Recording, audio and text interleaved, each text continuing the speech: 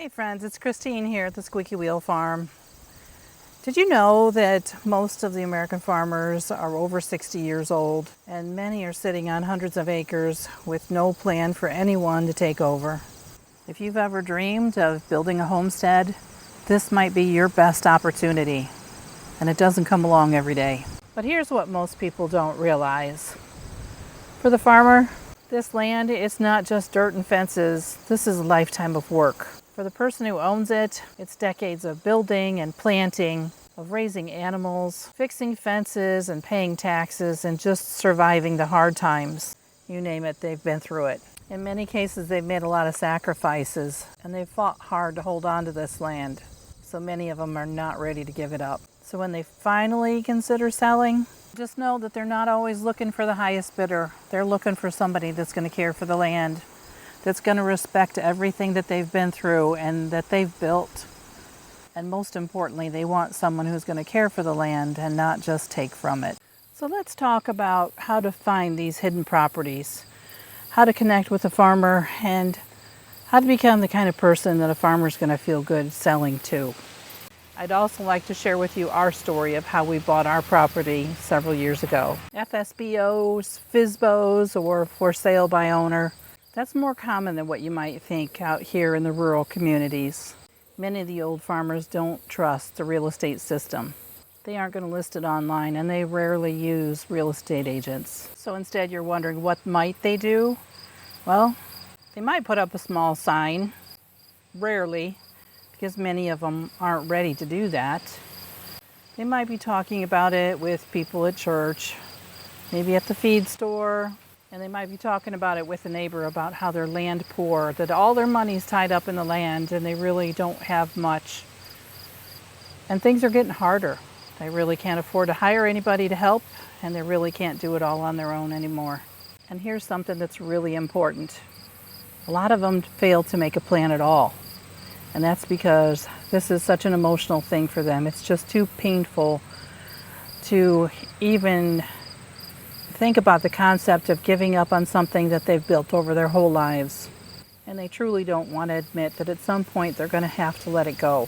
And that's because it feels like they're giving up. Nobody knows how much time they have here on this earth. And for someone who's built their life around the land, the thought of selling just feels like failure. So a lot of times they're going to stall, they're going to wait, they're going to put that decision off.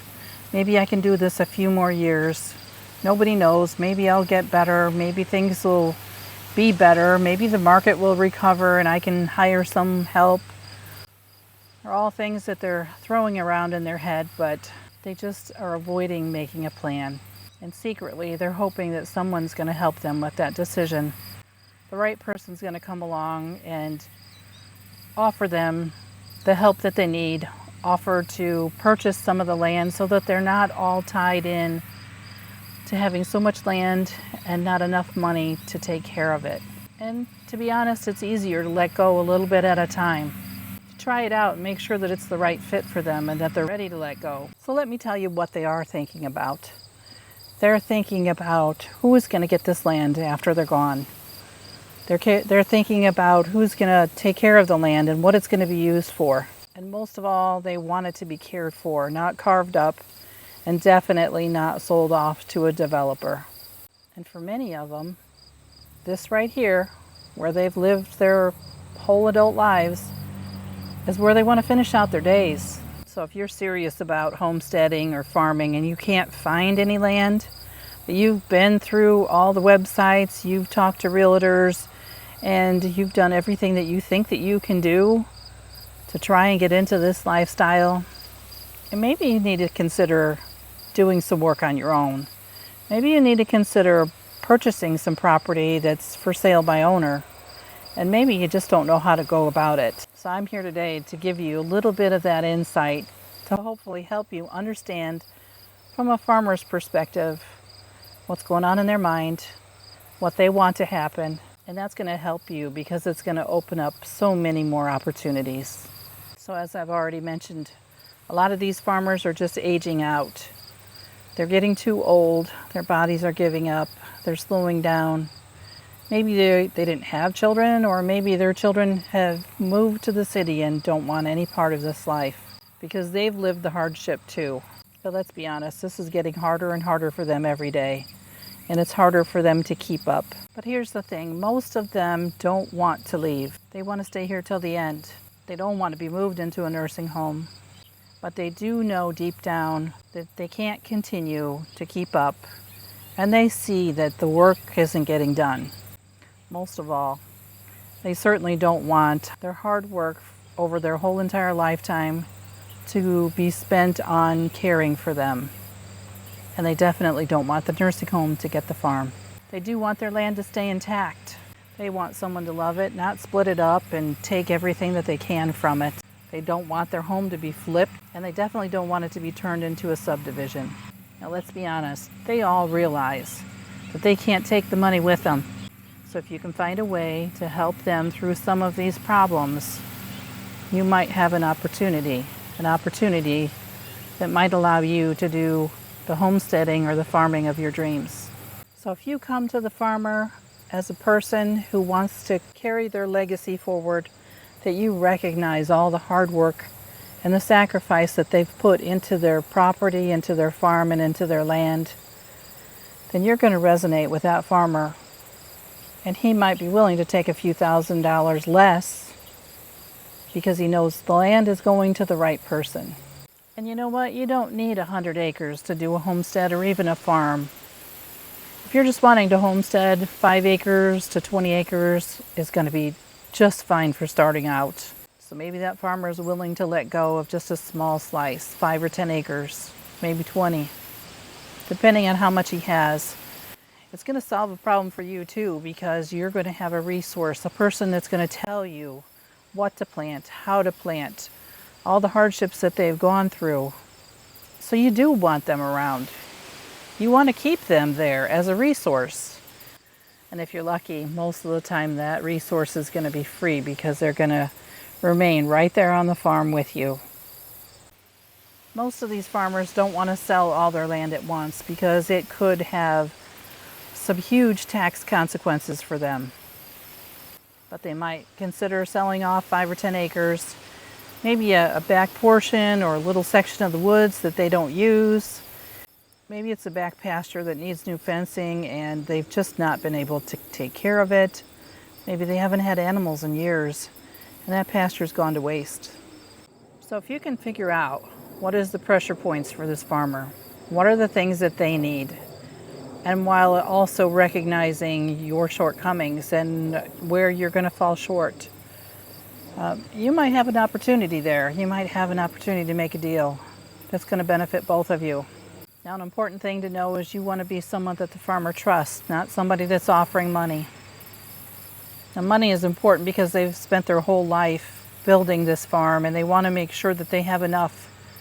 But if they don't deem you as somebody that's trustworthy, if they think that you are going to parcel out their land, if they don't think you're honest, then they're not going to sell to you, no matter what the price is.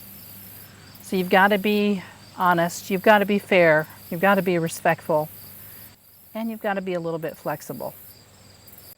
So if the farmer wants to stay on his land, then offer abilities for them to stay. Maybe section out a parcel of the homestead where he gets to keep the house in a few acres, and you can purchase the land that's adjacent or behind him or next to him, and he can give you all the advice, because that's really what old people want anyways. They want to be able to pass on their knowledge to others. And what an ideal situation would that be, to have someone who knows this land and knows what it needs, and to be able to tell you how to do things so that you don't make the mistakes that are going to cost you a lot of money. So when you're approaching the farmer and you get comfortable with them and they're comfortable with you and you build that trust, you're going to want to mention to them, would you be open to setting up an option to buy that's going to give me the first right to buy this property? That way they can protect the farm and you have a real chance of owning it. So how are you going to find these farmers? How are you going to find these for sale by owners? You're going to have to do some work. One of the things that you're going to have to do is you're going to have to get in your vehicle and you're going to have to drive around and look. Look for what looks like opportunity. You have to look for Maybe a farm that's starting to get a little run down or isn't maintained quite as well as it should be. There might even be a handwritten sign put up on a post. And when you're looking for these farms that are in disrepair, you're going to look for broken fences, tall grass that maybe needs mowing, and old tractors that are out in the weeds. These are kind of signs that the farmer can't manage it anymore. But make sure that you're respectful when you approach them. And you don't need to point out that he's having a hard time, because he knows that. You might also check Facebook. You might also check Craigslist, because they still do that. And most importantly, you're going to have to talk to people. Go to the coffee shop and talk to your neighbors and say, hey, who's having a hard time? Who needs help on their farm? And who might be willing to sell? Now let's say you've been driving around and you think you might have found a piece of property that meets the criteria. It's beginning to look a little run down. The fences are kind of tore up. Maybe there hasn't been animals, cattle, or other animals on the farm for years. And the fields, well, they need to be worked. Now what do you do? Well, the first thing you're going to do is not wait. Don't wait for it to be listed, because if you wait for it to be listed, it's probably already too late for the kind of opportunity that you're looking for. You're going to knock on the door and you're going to introduce yourself and you're going to be respectful. And you're going to let them know who you are and why you're there. Now, most of them are going to say they're not willing to sell, they're not ready to sell, and they're going to die on this property. And what they really mean by saying that is they don't want to let go. They don't know how to let go. And they're scared. They're terrified of losing the farm, not being able to maintain the farm. And most of all, again, they don't want the nursing home to get it. So you're going to have to come to them and approach them with a lot of patience and some understanding, because they are in a difficult position. And make sure that you express your sincere desire to take care of the land and to take care of their farm. You might actually be the person they've been hoping for, but they're just not willing to take that next step. Now, if I could just take a minute to tell you our story.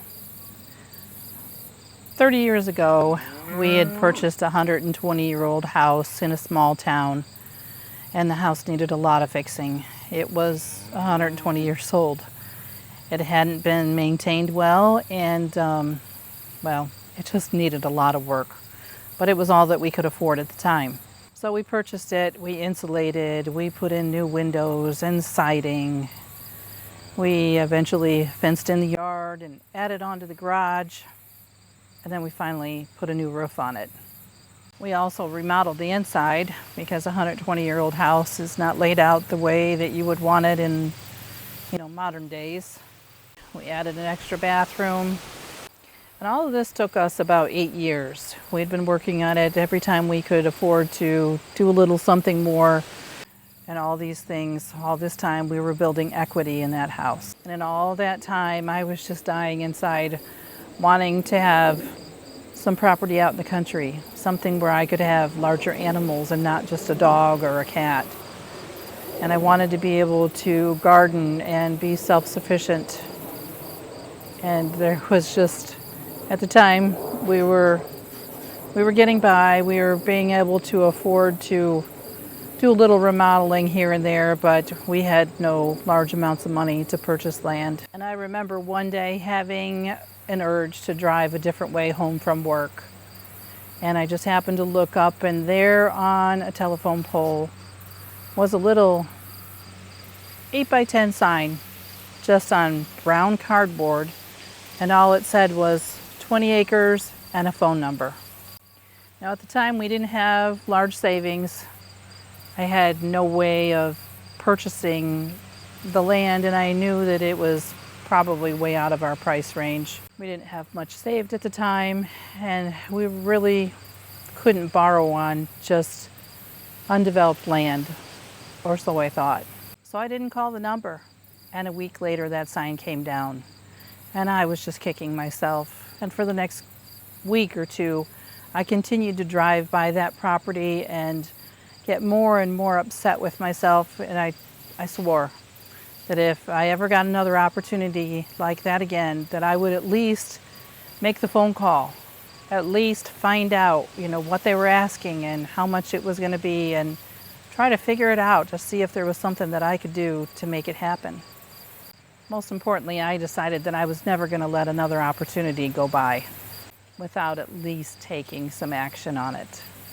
Now the surprising thing is, about 2 to 3 weeks later, that same sign went back up on that same telephone pole. The sellers had just gone out of town on vacation, and they didn't want to be bothered with phone calls interrupting their vacation, so they took the sign down. This time I called, and the price was reasonable, and the people were very nice. And I explained to them that I needed a few days to see what I could do financially, and that I would get back to them.